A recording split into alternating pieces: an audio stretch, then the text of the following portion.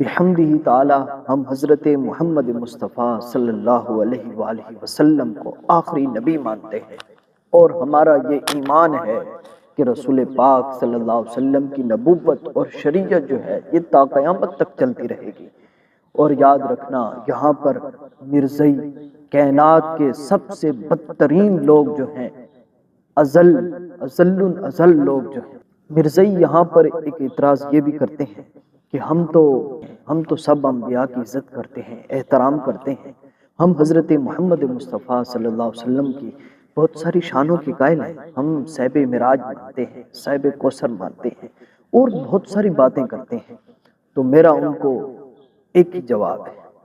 میں نے کہا ایک مثال میں دیتا ہوں، اگر کوئی شخص اللہ تبارک و تعالی جل جلالہ کو خالق بھی مانے، اس کا یہ بھی ایمان ہو کہ میری جان کا جو حقیقی خالق ہے وہ رب کریم کی ذات ہے، اس نے تخلیق فرمایا ہے۔ اگر کوئی شخص رب العالمین کو مالک بھی مانتا ہو، اس کو یہ بھی ایمان ہو کہ میری جان کا جو حقیقی مالک ہے وہ رب کریم کی ذات ہے، اور اسی طرح رازق بھی مانتا ہو کہ مجھے رزق جو عطا فرمانے والی ذات ہے وہ رب کریم کی ذات ہے، اور تمام صفات باری بھی مانتا ہو، تمام رب کریم کے اوصاف مانتا ہو، لیکن ایک بات ہے، وہ یہ نہ مانتا ہو کہ رب کریم وحدہ لا شریک ذات نہیں ہے۔ اگر وہ یہ بات نہیں مانتا تو وہ بالکل مسلمان نہیں ہے۔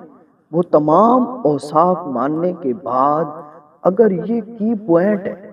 رب العالمین کی توحید پر، اگر رب العالمین کو وہ وحدہ لا شریک نہیں مانتا تو وہ کوئی مسلمان نہیں ہے۔ اسی طرح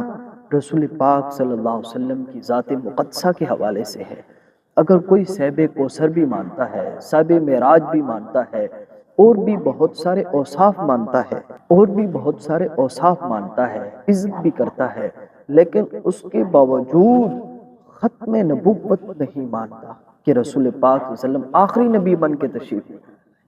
تو وہ کوئی مسلمان نہیں ہے۔ حضور سرور کائنات صلی اللہ علیہ وسلم سے ماقبل اگر مختلف انبیاء علیہ السلام تشریف لاتے رہے، ان کی امتوں کے لیے یہ بات ضروری تھی کہ وہ صرف نبی مان لیتے، کافی تھا۔ حضرت ابراہیم علیہ السلام کو صرف نبی مان لینا کافی تھا، حضرت موسیٰ علیہ السلام کو صرف نبی مان لینا کافی تھا، لیکن رسول پاک صلی اللہ علیہ وسلم کی ذات مقدسہ کو جب تک کوئی بھی شخص ختم نبوت کے حوالے سے نہیں مانتا، اس کا یہ ایمان نہیں ہے کہ رسول پاک صلی اللہ علیہ وسلم آخری نبی بن کے تشریف لائے، وہ کوئی مسلمان نہیں، وہ دائرہ اسلام سے خارج ہے۔ یہ بالکل سمجھ لیں، جس طرح رب العالمین کے لیے وحدہ لا شریک ماننا ضروری ہے، اسی طرح رسول اقدس سرور کائنات صلی اللہ علیہ وسلم کو خاتم النبیین ماننا ضروری ہے۔ اللہ تعالیٰ سے دعا ہے کہ اللہ تعالیٰ ہمیں ختم نبوت پر پیرا دینے کی توفیق عطا فرمائے، اور ہمیں رسول پاک صلی اللہ علیہ وسلم کے عزت پر پیرا دینے کی توفیق عطا فرمائے۔ آمین بجاہ النبیین صلی اللہ علیہ وآلہ وسلم۔